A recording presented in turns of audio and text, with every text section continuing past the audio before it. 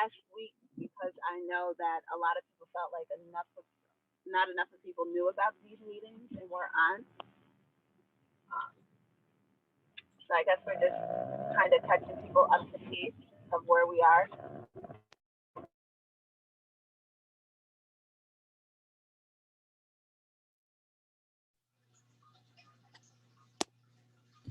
On my way home. Yeah, I guess, Rebecca Bohr has like the same agenda as me in front of you. Can you like take the wheel until I pull up to my home? okay, yeah, for sure. Yeah, so hello everyone, welcome. This is part of our, weekly development meetings that are going to be happening. Um, so yeah, last week we had a meeting where we basically broke down our conversation that we had previously with Michael Chimides from the city, and just basically breaking down, what we're doing here, which is that we're publicly building out an RFP, an RFQ, or some sort of hybrid. Um, so, our initial thing is really like in the process of building this out, we need to answer some of the really big questions that we have here, which is, what is our short-term goals and what are our long-term goals for development? Because, that's basically making sure that we have a path laid in front of us so we know what's coming next, and we can, plan, prepare, all of that. So yeah, we basically outlined last week, some of the potentials for our project goals. One of the things being, we're discussing in depth on State Street to be providing some sort of public resource, be that something like a YMCA, a partnership with the YMCA, providing youth services, the Hudson City daycare, providing Head Start, making sure there's playground, outdoor spaces to congregate, green spaces, all of this. And so that was one of the things that we discussed for our project goals. And really, one of the big parts of this, right, is that we want to just talk about all of this publicly so everyone's brought in from step one, and so that there's always space for public comment so we know how the public is feeling, and so that we can incorporate that into our plan, because we're creating this together, we're building this as a community. Um, yeah, so there's a lot of big questions that we want to answer, and it really just takes involvement to do so.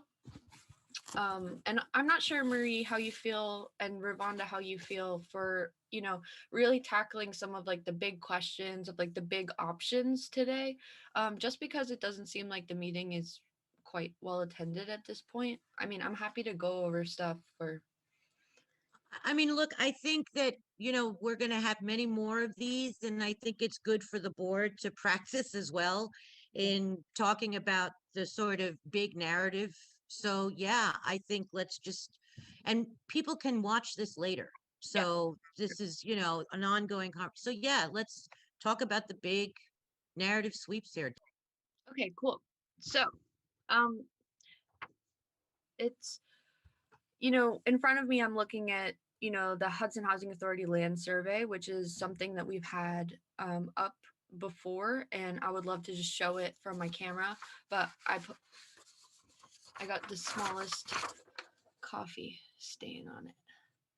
Um, But basically, what we're really exploring is, what can we do with this land? What can we build? What will it support? And a big question of that, and one of the, things that happened with the past project that, ended up not working out, was that we didn't have we don't have a survey of our soil.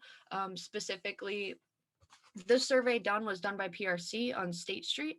And what was said was that like the proposed 4-story development would actually not be able to be supported by the land on State, which is why we started exploring these other options of, building, not as high up, but building public resources in this space.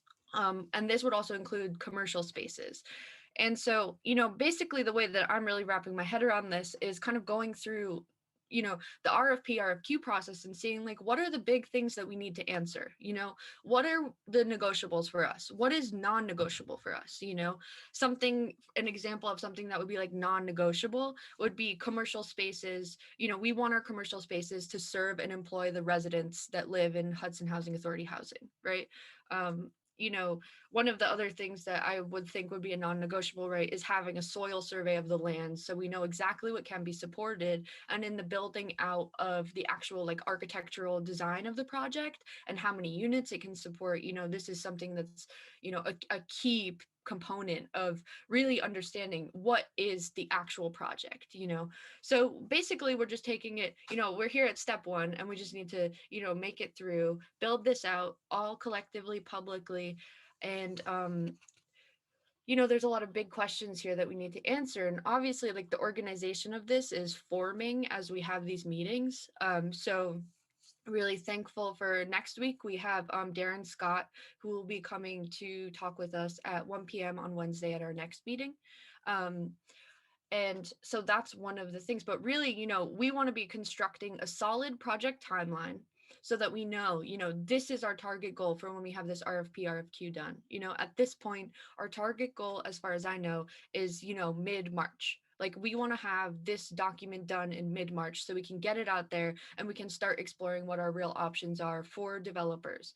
And so there's so many of these components that are coming together to be like, we have this document, right? So everyone who's coming to these meetings, this weekly process, you'll be seeing this all unfold. We're in the baby stage of this. This is our second meeting here. So you'll see, like, as it grows and forms, and we want the public to be involved. It's actually necessary that the public is involved because this is a community project and this means a lot to the city of Hudson. And yeah, so centering the conversation on the needs of the residents at the HHA is, the unified board, how we're moving forward. So yeah, as far as the two, there's two, really big options, right? We have State Street. We're talking about public resources there. We actually, at this point, what would it take to also build additional residential housing, but then we're also discussing the low rises, which are behind Bliss Towers, and, talking about, rebuilding these townhouses because, as been mentioned in past meetings, and as if you've been to these meetings, have seen in photographs, the state of the low rises is at a point where it would take $80,000 to $100,000 estimated to renovate each of these apartments, which is, beyond the cost of it. It seems like to build to build better is a better option for our residents. And so that's where we're coming from, and that's what we want to push forward. And that's what that's what we plan to do. So another thing is talking about, behind the low rises, there's a plot of land that's currently a grassy field and then two parking lots are on it. And it's actually quite a big plot of land. And it would be possible, we want to explore, can we develop this? What would it take to do 1, 2, 3, 1, 2, and 3 bedroom units? How many units can we fit here? Obviously everything will be ADA accessible. We want LEED certified, all of these components. And I think Marie's going to be speaking a bit to, like, the environmental aspect here, because that's also a central point of this, to ensure that, the materials that are being used are non-toxic, and, all of the many levels that come into this, but environmental and ecological sustainability and ecological justice as well, especially for the community that's living on the Hudson Housing Authority land presently. So one of the other, I guess the big component here is Bliss Towers. So, the two big options here are just blatant. It's renovate Bliss or replace Bliss. And this is the really big thing. We need community and resident input for this, because what is our goal here? And, one of the things that is kind of, we have 19 units in Bliss Towers presently that are unoccupied. The reason why these units were unoccupied and haven't been renovated yet is due to the fact that we weren't able to get an asbestos variance from the state. And from what I've just learned, we have just been granted this variance, right? So that's another component to this that's not necessarily about this specific development project, but just as an update, we have gotten this variance, so work is beginning. Tim, can we confirm that work is beginning on these 19 apartments? We will, as soon as we get an abatement contractor on board to start the cleanup and the work for us. Okay, yeah. And there was just like a brief deterrent that happened just due to COVID, right? But do you have like a timeline of when we'll be back at work? Well, I'm reaching out to two certified contractor handlers that you know have expertise in that area. So I'm I'm hoping that their schedule is within the near future. Yeah, because we want to get these apartments renovated right, and we want to get Yeah. it done as soon as ASAP. possible. Yeah, Yeah. absolutely. And so this is, as far as our short-term goals, right? This is our short-term goal. We want those 19 apartments online. We Yeah. want to make sure that there's more housing, that we're creating more housing here. And, we have a building with all of these units, 19 of them are offline. It's obviously unacceptable. And, finally, we've gotten this variance and we can move forward. So just as an update for the public on this, but really when we talk about bliss, we need to be discussing this. We need to be discussing, what does the community want? Does the community want a full renovation of the building, or does the community want replacement housing to be built so they know that there's housing there for them, and then a possible replacement of the tower? And this is, I think, one of the conversations that it's seemingly just like the most difficult, and we need to have it. So this is something that, like, we need resident centered input. Obviously the input of the city, the community, everything is very important. The conversation specifically about bliss, has to be about what the residents want, because this is their housing. So yes, I mean, there's so many pieces of this, but yeah. Oh, Ravana, you've made it.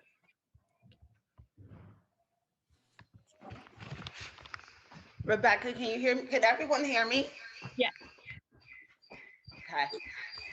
Oh, Trying to you got figure out I don't know what that is. There's like, maybe you shut your mic off for a second. Okay, I wonder, what is the All right, here we go. okay, Now great. I'm live. I had some difficulties. Sorry, guys.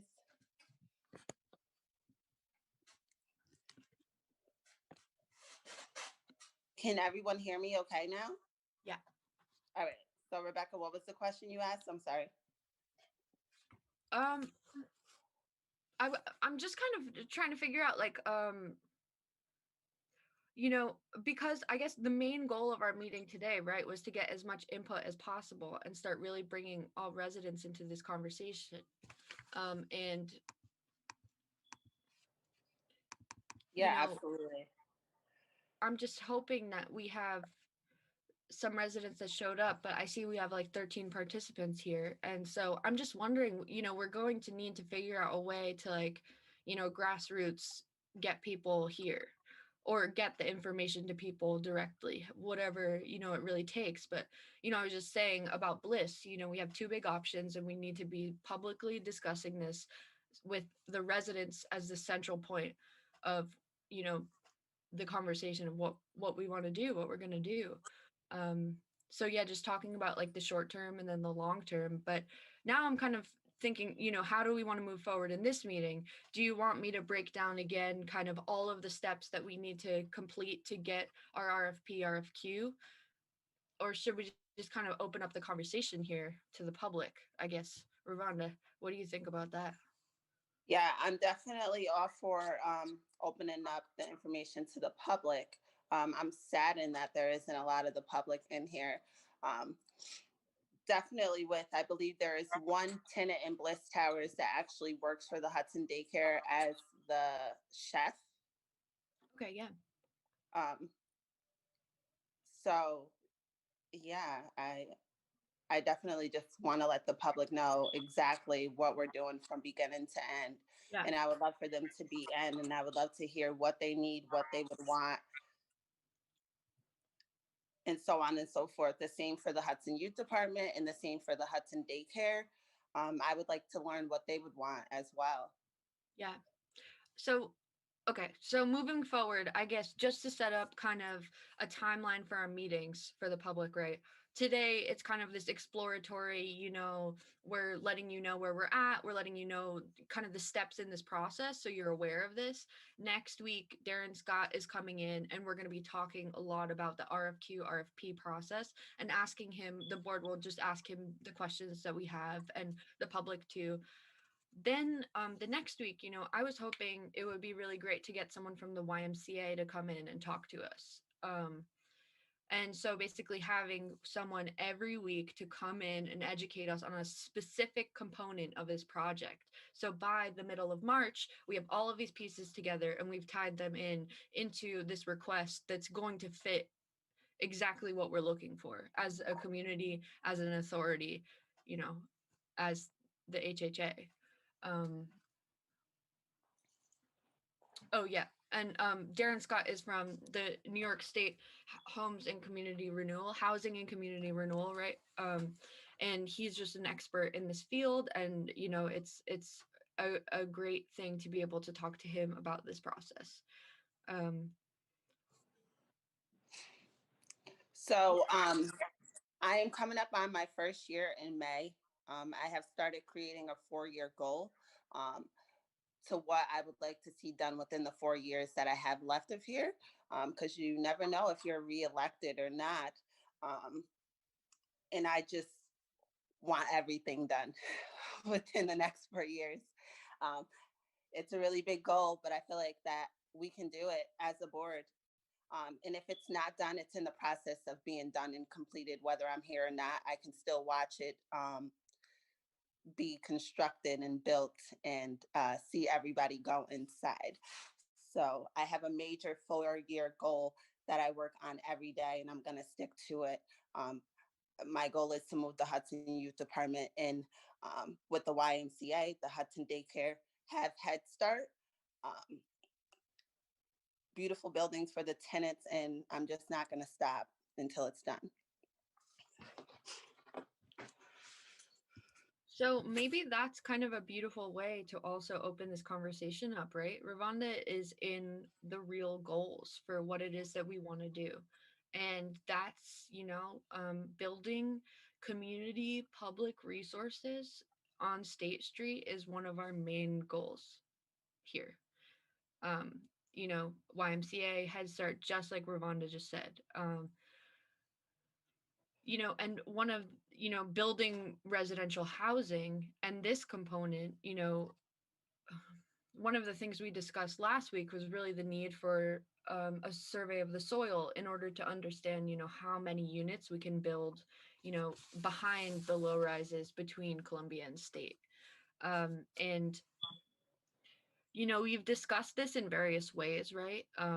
Taking on the cost burden of a soil survey, which is, you know, obviously has its pros and cons.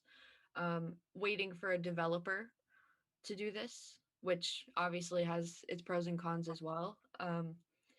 So I guess maybe do we want to kind of open it up to public questions and comments to let that Yeah, I think that's a good idea. yeah, to let that kind of guide this for now. And then, you know, since we're kind of still in this like exploratory phase and we'll have much more, you know, next week even. Um yeah, that sounds good. Yeah. Marie, are you good with that? Okay, so let's open this up. Wait, can I just, sorry, I was just going to say I just wanted to briefly talk about the Green New Deal Oh yeah. because I think it is intimately connected to this question about what direction we head, or at least it feeds into it. So obviously it's impossible for me to tell you exactly what's going to be in the legislation because there's probably a fair amount of negotiation. But it looks to me like what the Green New Deal is specifically focused on is rehabilitation of existing buildings. And I think we need to discuss this with Darren next week to see if he gets the same impression.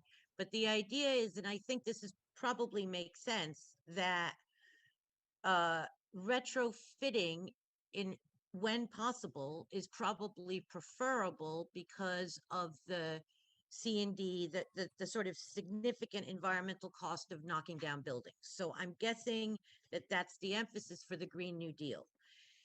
That would mean that there is a very important funding stream that may very well become available to us if we decide to rehabilitate Bliss Towers, right? If we decide to go in that direction. There is, and actually I'm going to make it my job, my mission to update everybody every week on progress with the Green New Deal. So I'm going to make sure that we're constantly aware of changes that are taking place and how we can sort of, fit into that funding stream. The other funding stream I just want to briefly mention is Build Back Better, which I'm still not completely aware of how that would fit into the public housing stock in the United States, but clearly Build Back suggests that this would not be about retrofitting, but about rebuilding. So there may or may not be avenues here for rebuilding public housing stock that cannot be rebuilt. So I'm guessing that probably the way that we would enter into either one of these, funding streams would depend on whether or not we can build, whether or not we could retrofit Bliss Towers, right?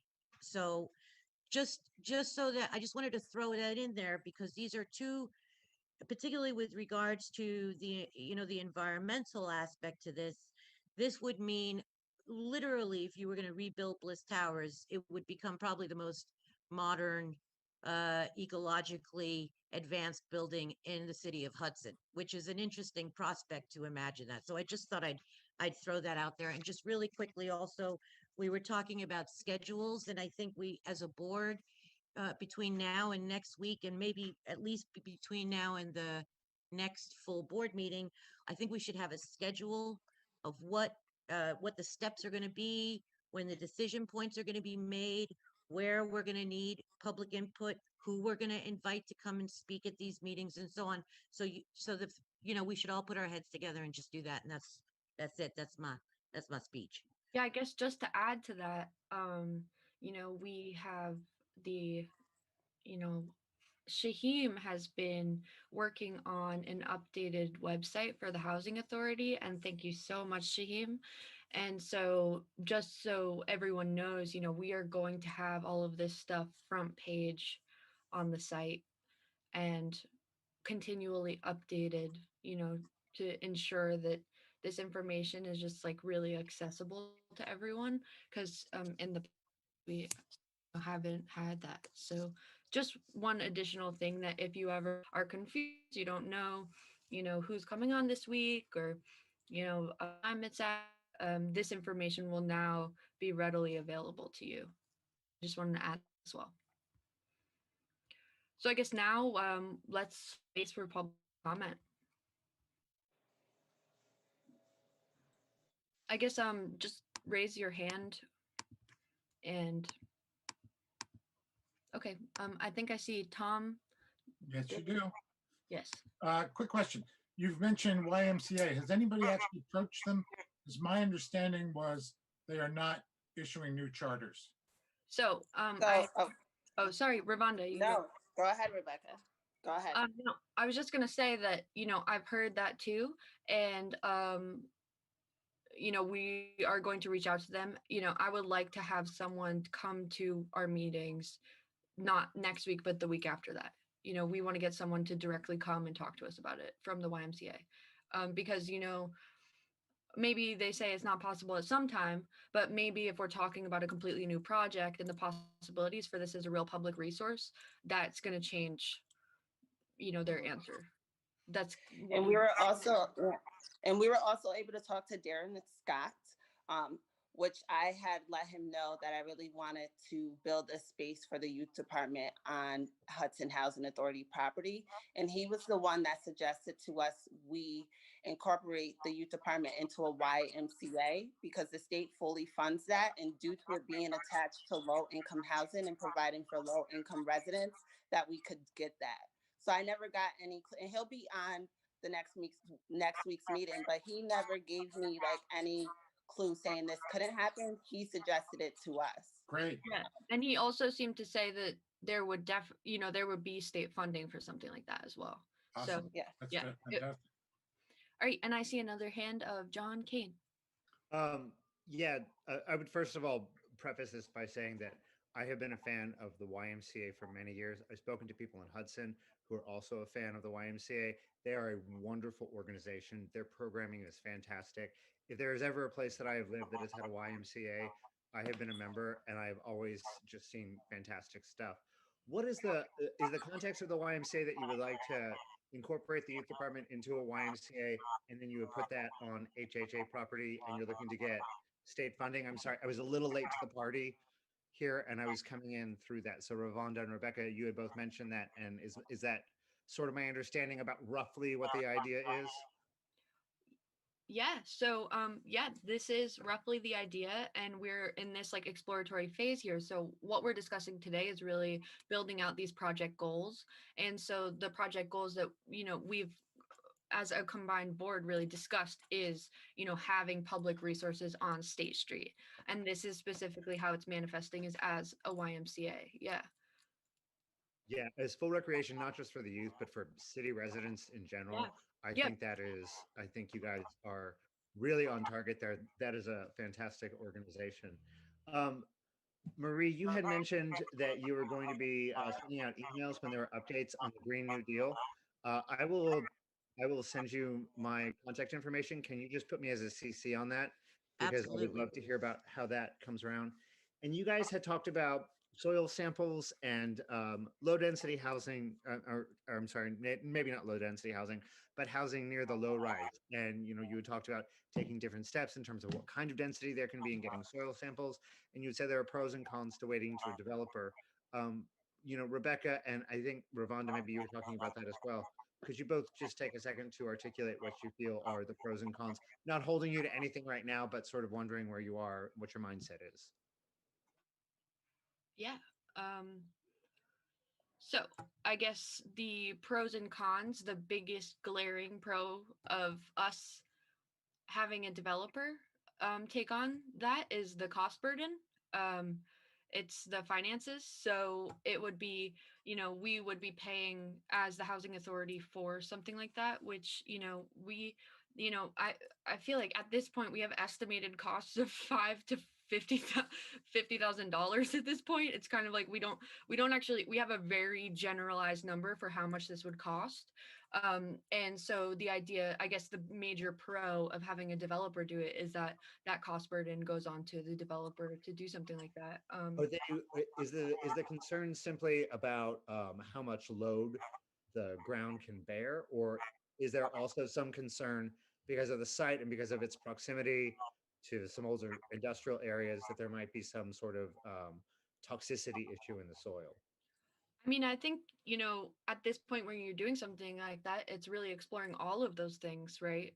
But the real kind of like the component that made it that this is something that we really need to be talking about is that in the past project that had not happened with the developer being PRC, at the last moment, it became clear that a 4-story building was not going to be supported on State Street.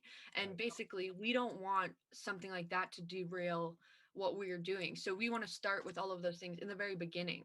So we have this as part of our, baby steps forward, basically. So that's why we're talking about this is because,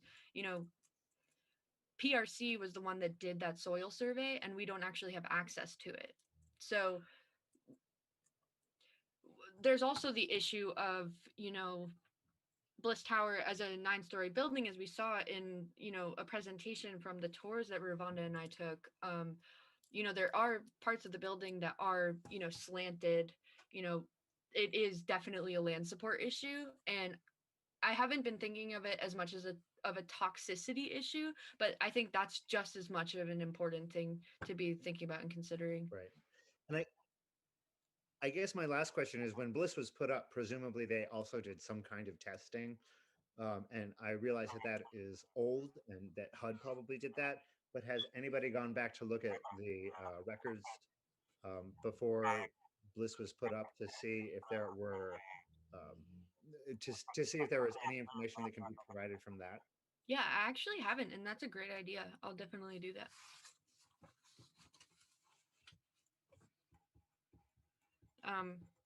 Can I just, I believe, John, I suspect, I could be wrong, but I suspect that in the original surveys that were done by PRC, certainly on State Street, that would have been one of the aspects of their survey. Tim, can you speak to that? I think they did look at what the makeup of the soil was. And there was some C&D on that site. Is that not correct? I'm not aware of that. Okay, all right. I could be wrong. I should not say that, but I do believe we'll double check on that. But I do believe if we can get the information that that would be standard operating procedure for any developer to look at soil conditions, and that would include the history of use on that site. You would have to do that under a seeker review, regardless. So, I you know know, that. all Oh, sorry. I know that HDC just went through this with the CSX parcel and the CAS site, yeah, so they might be able to provide some insight as to the process. yep. Certainly those are two different sites, but So would you suggest that we talk to someone at HDC? Sorry. at HDC, I would probably reach out to Bob Rasner or Branda just to Yeah. ask what their process was, because they can at least tell you what they went through, and they're pretty open about that. It's not going to be Okay, the great. same process, but So I'll reach out to Bob Rasner. yeah. Thank you guys for your answers. You're Thanks for welcome. your questions. Are there any more members of the public that would like to ask questions or make comments, or really actually feel free to jump in, just hold a space of silence for a moment.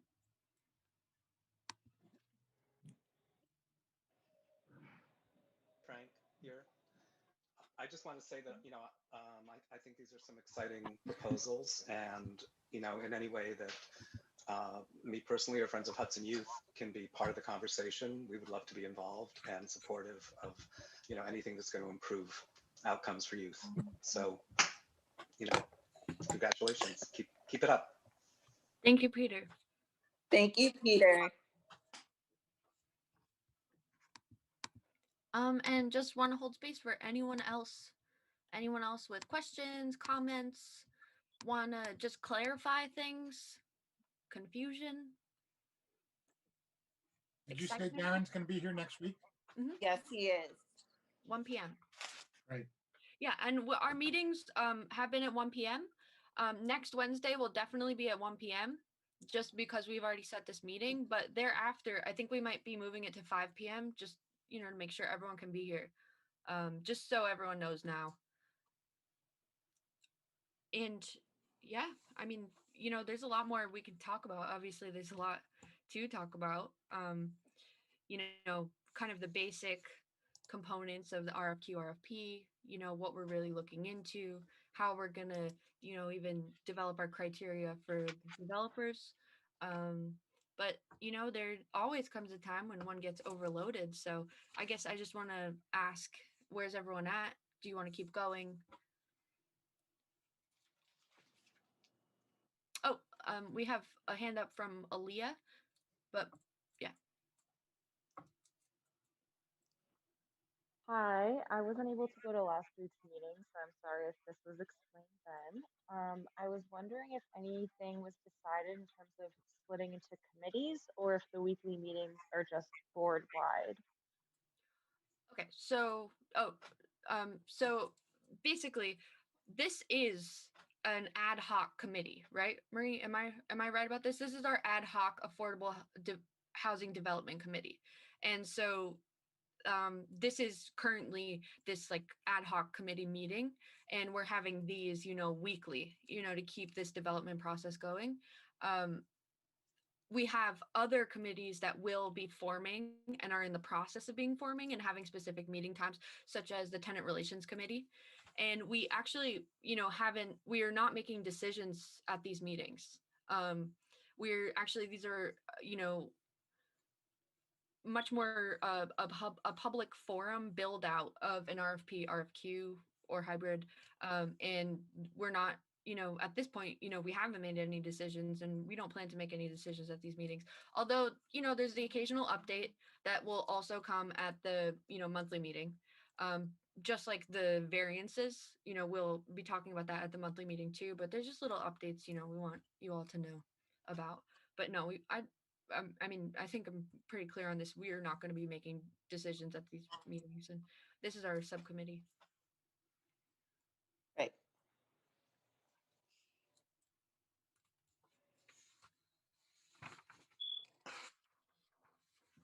Okay, great.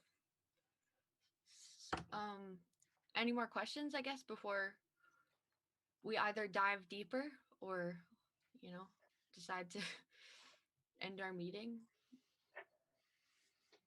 Rebecca, I don't know if people feel ready for this, but I wouldn't mind diving into the possibility of looking at what the timeline might be going out the next 3 months, Cool. sort of just to get a sense of, uh, I mean, one of the things that you had mentioned earlier was having an RFQ, RFP prepared by mid-March, which I think is probably doable. But at that point, it would go out, pardon me, it would go out for public comment for 30 days. So we need to build out that process.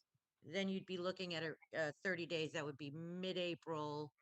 So it's kind of, if we could build something like that out, maybe with some help from Tim possibly, and it will not necessarily, it might change, but we could start getting a draft, uh, you know, a draft schedule together, if you will. Oh, it's backwards. February. So yeah, so I guess we could do this.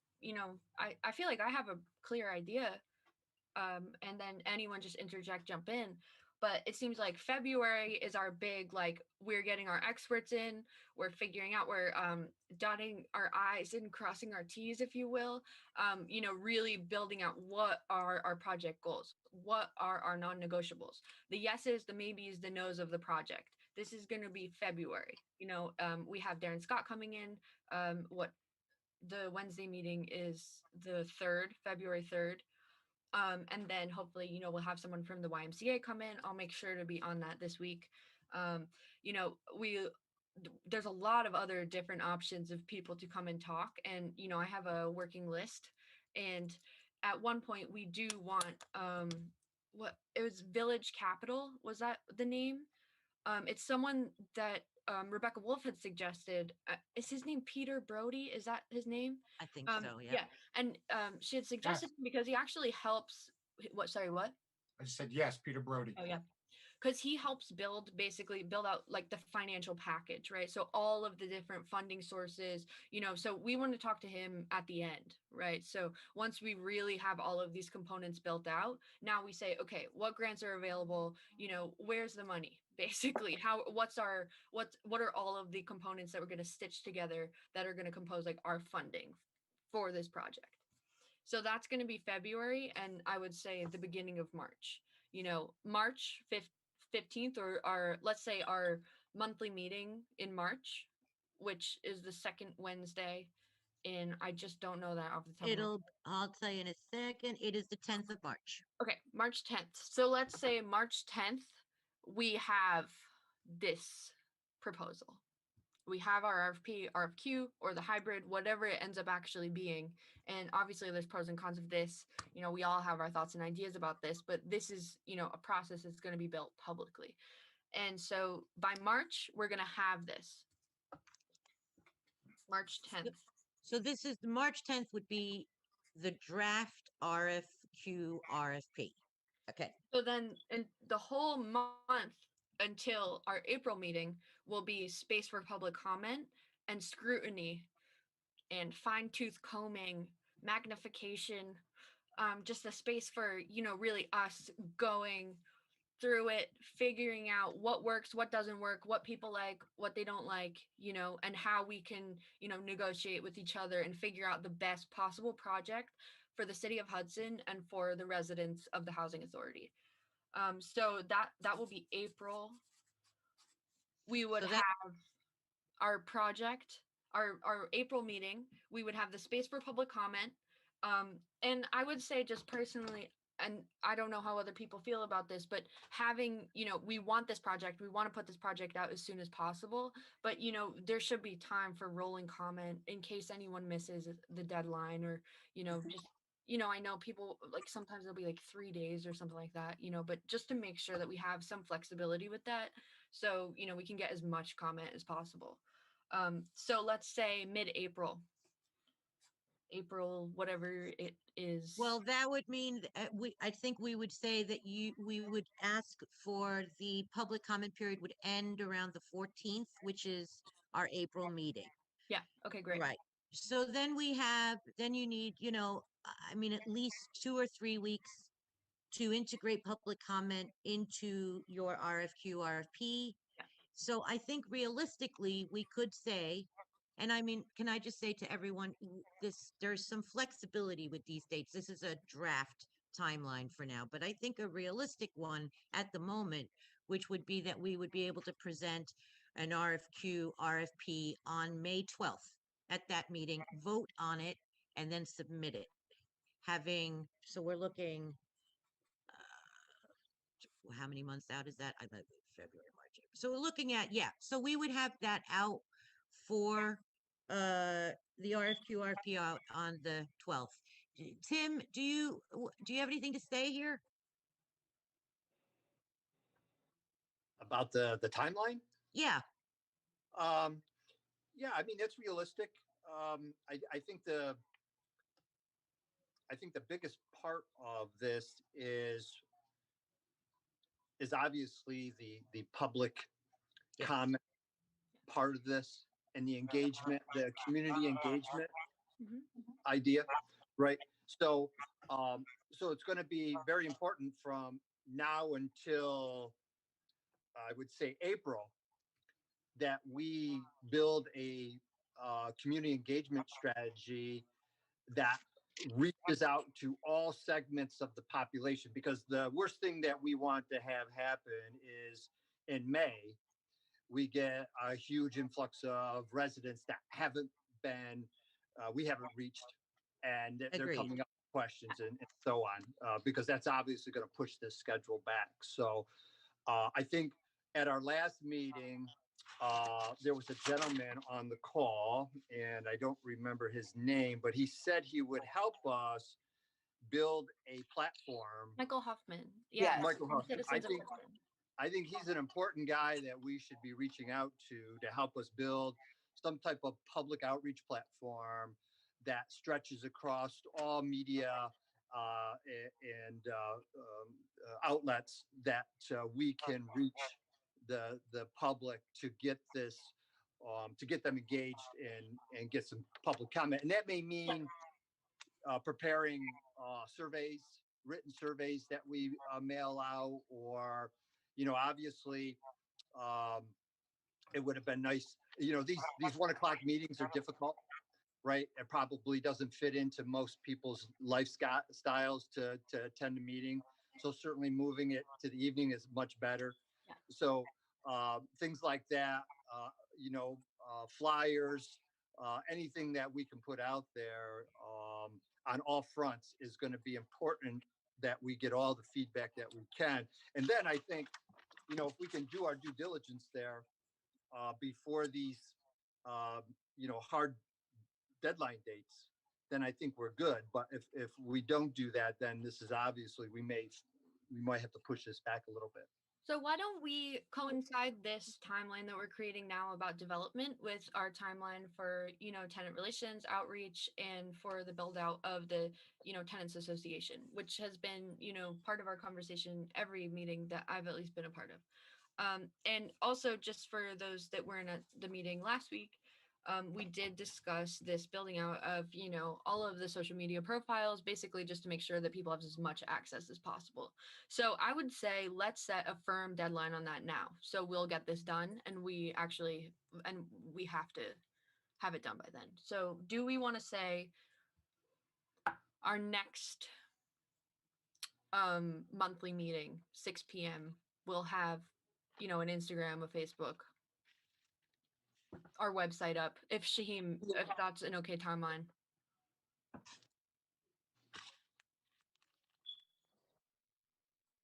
Yeah, I think the website's up. Start. I think we should think about what other platforms we can use besides the website.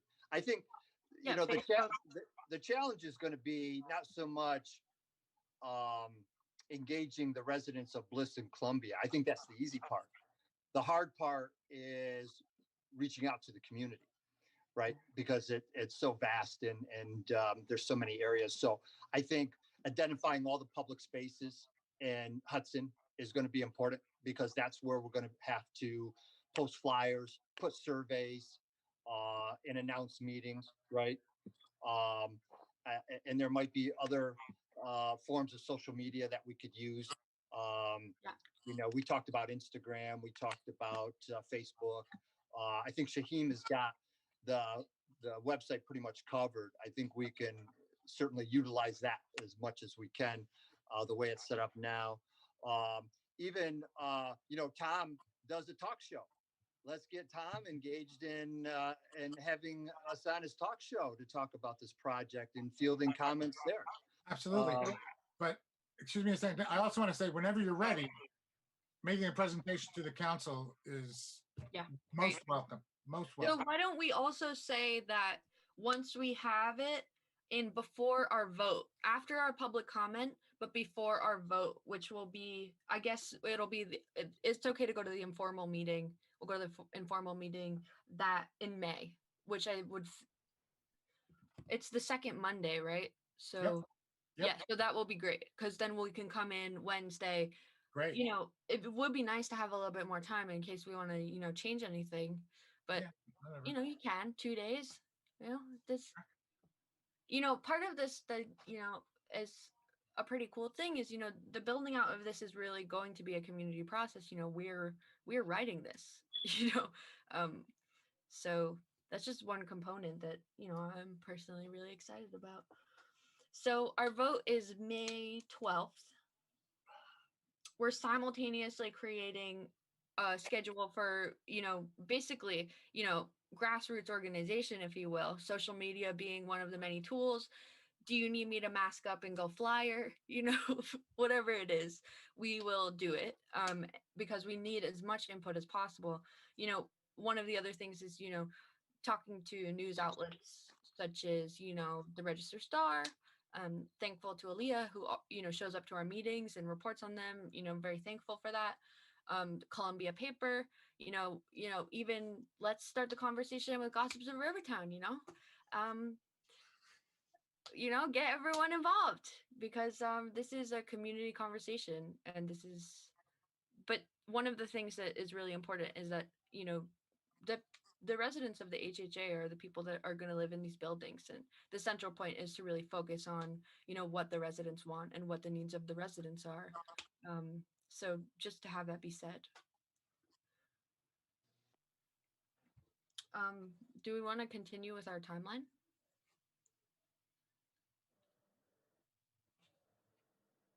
So I think we decided, sorry, let me go back.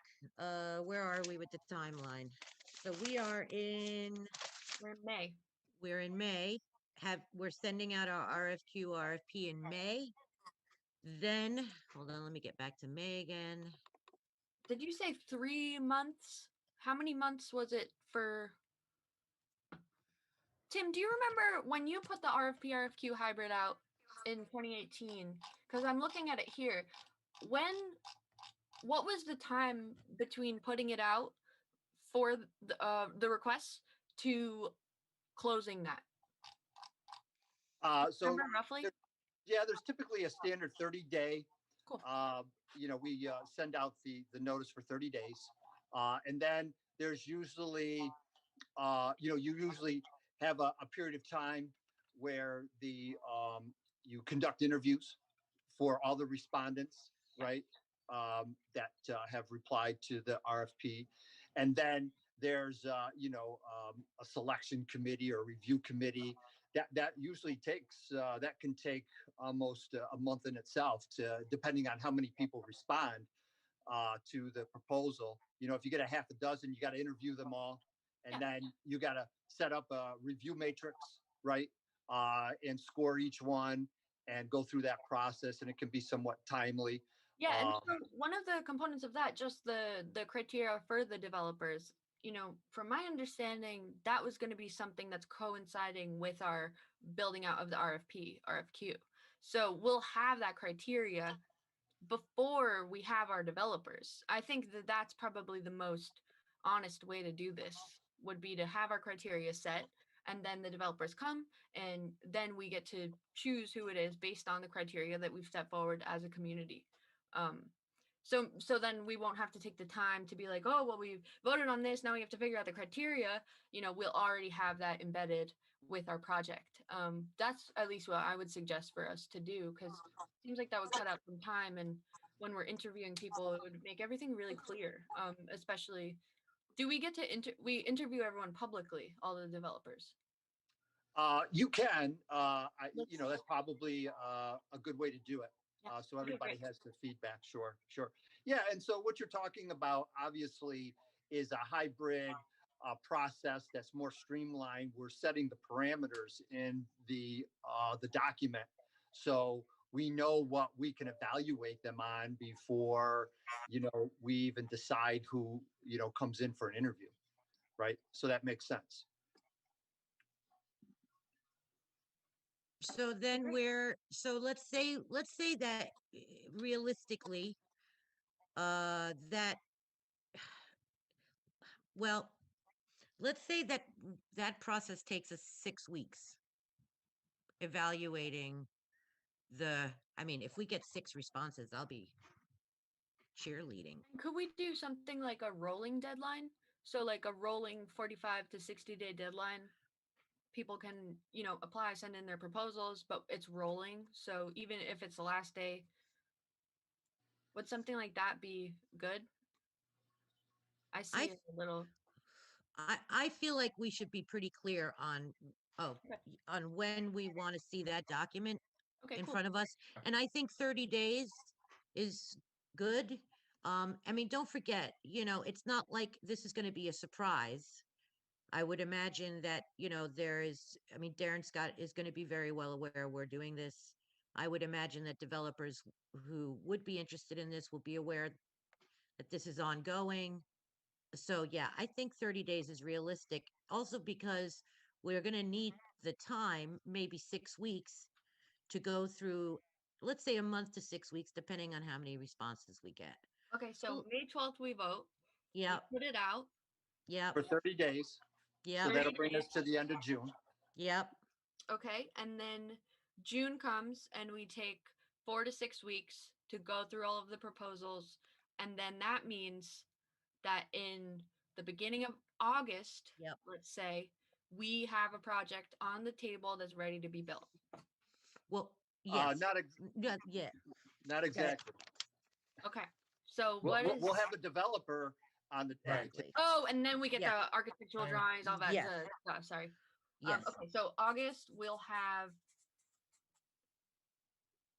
So what's the typical, do we give them a timeline for something like this? Do we say, now we're gonna have 30 days for us to get the drawings? Yeah, well, I think what they're going to have to do is they'll have to synthesize all the public information, Yep. right, that was gathered by us. And they may want to do an open charrette or, some type of workshop to get some feedback. And then they'll go back with that information and create a project. You know, most larger developers have the capacity to turn stuff around like that very quickly. They have a development team. So they should be within 30 days, they should absolutely have something on the table for us after, August. So 30 days from August. So if we're saying August, we're going to have a developer at the table, I would say within 30 days of that time, we should have some drawings. So September we'll have the drawings, and then we'll go back into the public comment period. Yes. And so then, what are we talking here? Are we talking, 30 days for public comment? Hopefully at this point, everyone knows exactly what's going on. We're all on board here. People know this project's happening. They know what's happened since day one. They have access to all of these meetings. And don't forget, we've been to the planning board, because the planning board, this is part, we have to build the planning board into this process at a parallel level. Okay, So yeah. I think we don't have to talk exactly about how that's going to work right now. That's a little, that's something we're going to have to spend a little more time on, but that's just to be Well, aware of the planning. Yeah.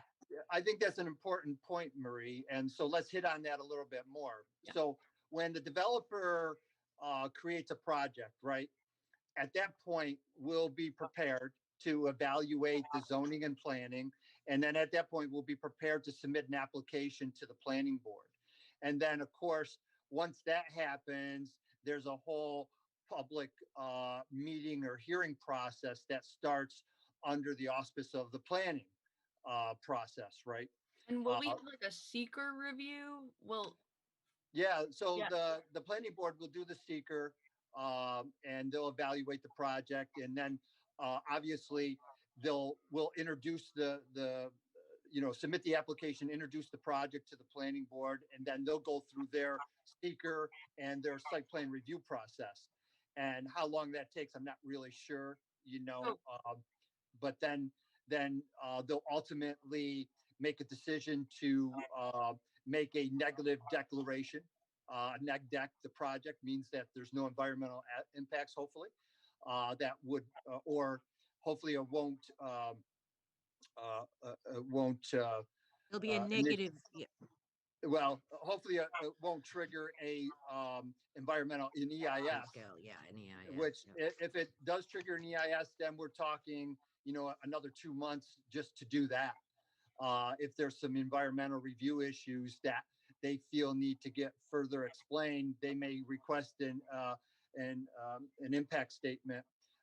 And again, will be a lengthy process. But if they neg deck it, then that could be as quick as 2 meetings at the planning board.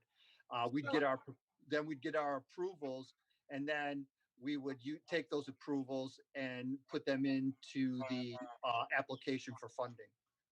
Okay, great. Then Can I, then there would also, in parallel to that, the planning board review. In parallel to that, we would probably be introducing a pilot agreement with the city, and that's a whole nother process that this project would probably need to talk about. So that would all happen in parallel once a project is established. Okay, and these are the things that we really, I mean, it seems like it's better to talk about all of this now than to wait until we have this project and start talking about it then. Like, especially things like, making all of this information very clear and very available for something like a seeker review, making everything really accessible. Tom, you have a question? Yeah, no, not a question. I just want to, you might recall, since you're the secretary of the planning board, that Betsy mentioned that the Galvin application was a model application Yeah. because it I had did. a lot of these things already done and Yeah. ready to go. So Yeah. if you want to shorten your time at the planning board, be as well prepared. Yep. yeah, I was gonna say, I think we need to be communicating with the planning board leading up to submitting to the planning board. So I think the we best should way. not, yeah, I don't think we should be waiting until the very bitter end to submit something to the planning board. I think we need to work with them as we move forward. And I would guess the developer that we bring on board is really going to do a lot of this heavy lifting for us at that point. They'll bring in a professional group and make a professional presentation to the planning board. And this is something they do all the time. So I think at that point, we should have a really good project for the planning board. Okay, so what's within our timeline? When are we going to then start, discussing with the planning board? Like, this project is coming. We're doing it. Well, I think the project, as the developer frames up the project, I think he frames it up within the context of it going to the planning board. Yeah. Right. So So are we saying like, I'm just trying to get for the timeline. yeah. So August. So say we're saying August, September. We said we'd have a project. So September. I would say, early October, we should be we should be submitting an application to the planning board for review. I do think, can I just add to that? I think that we need to go back a little bit here, because I think once we decide on an RFP, so going back, where did we decide we're in? Are we in April here? Sorry, remind me, Rebecca. For the vote, once we voted on it? Yeah, what's the We're date of the in vote? May 12th. Okay, so since actually the RFQ, let me just imagine this. The RFQ RFP will give a fairly good idea of the direction that HHA is going to head with regards to the narrative, right? Are we rehabbing Bliss Towers? Are we rebuilding behind Bliss Towers? Are we adding a new building? What are we doing on State Street? I think more generally, we'll have a that's going to be to some extent outlined in the RFQ RFP. And I think at that point, we might want to even start talking to the planning board because that, we've already started making decisions here. That RFQ RFP is a pretty important decision point because it does provide pretty solid direction for that developer moving into the future. So I think that's when we start engaging the planning board, in my view. Yeah. And the city. So, And they've already been engaged anyway. Yeah. Yeah.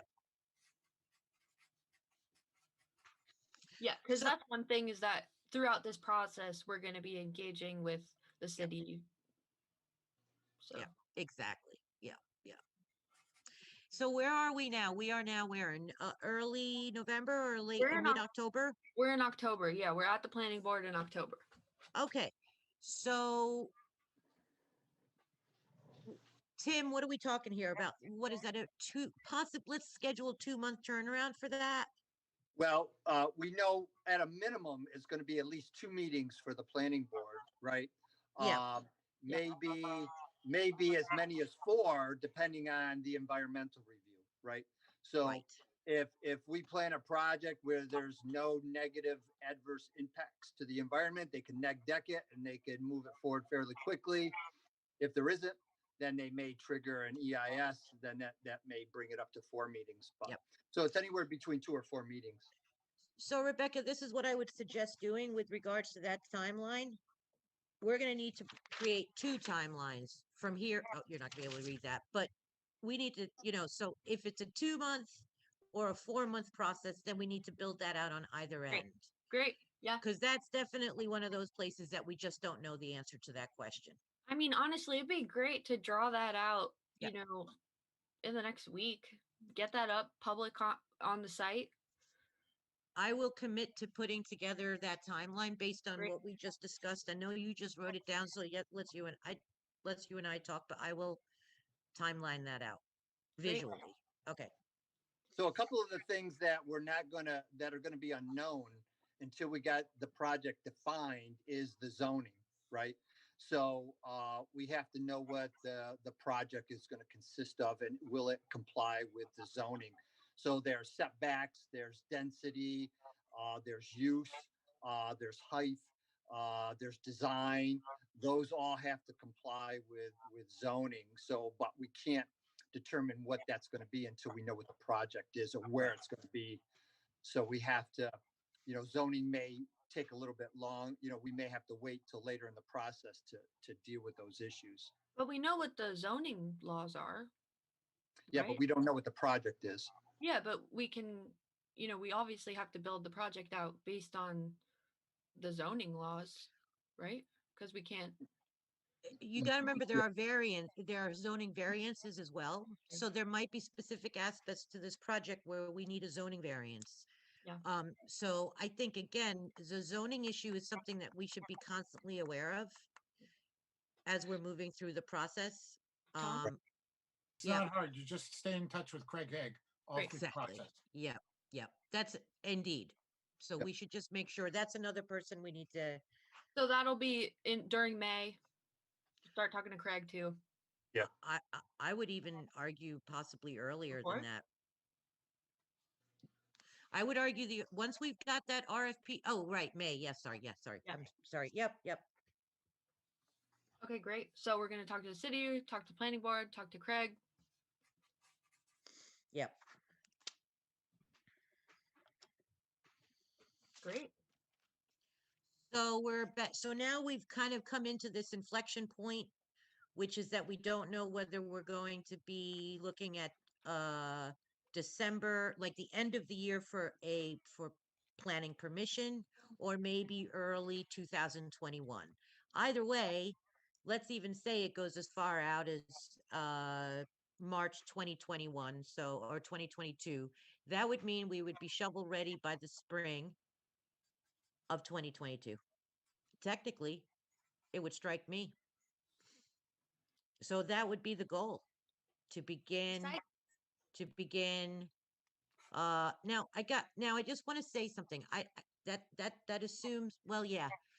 I mean, one of the things to also just keep in mind with regards to the various options that we have, if we choose to go with rehabilitation of Bliss Towers, and again, if we choose to do that, we do have a way forward in the short term. So we wouldn't have to wait for the work to begin on Bliss until March 2022. I just want to make sure Yeah. everybody's clear on that. Yeah, 100%, Yeah. right? Yeah.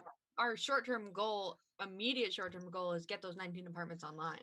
But what I was going to say was we also do have the opportunity to, we have the possibility of raising $3.5 million in an FHA loan if we decide to keep Bliss Towers.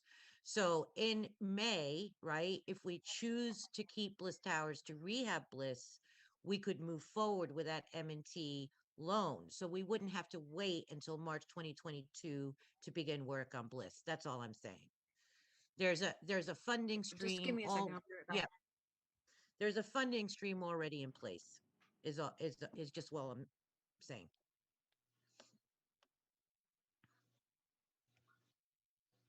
So that's another thing just to keep in mind, that we could start building that out too, like the various, yeah, anyway.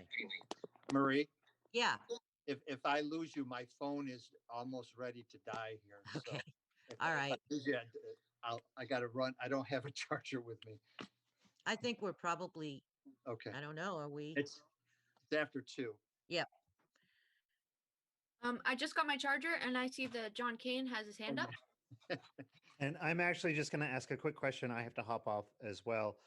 And this is just sort of a general question. It is my understanding that construction costs, both labor and sourcing of materials, has been really difficult since COVID, especially locally. And I know that that is affecting the cost of rehabilitation or construction in general. Has that been factored in? And do you guys know, is that expected to abate anytime soon? Like, what is the window where contractors are saying, we're booked up until here, but we're expecting some reduction in cost or more readily available materials at this point, understanding that there's a lot of question marks on the planet of Earth right now. Yeah, exactly. I think at this point we're dealing with a lot of great unknowns here. Yeah. Okay. Specifically for construction costs, specifically, I know that we've, even had issues getting appliances. um, Yeah, and I'm sure that the same amount of money a year ago would have gone a lot further. It is what it is, but if it's certainly something to keep in mind. But was just curious if you guys had heard anything. yeah, I don't have any information on what might happen in the future with the costs and either rising or decreasing or any of that. But one of the ways that I have thought about this is in what's possible for alternative building materials, and what else is out there other than the typical routes. And that might speak to the green energy plan that Marie was talking about. Yeah. Yeah. Certainly. All right, thank you.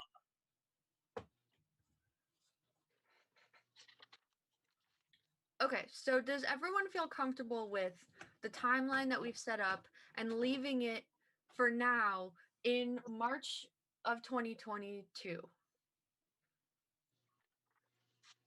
So we're now a year into the future.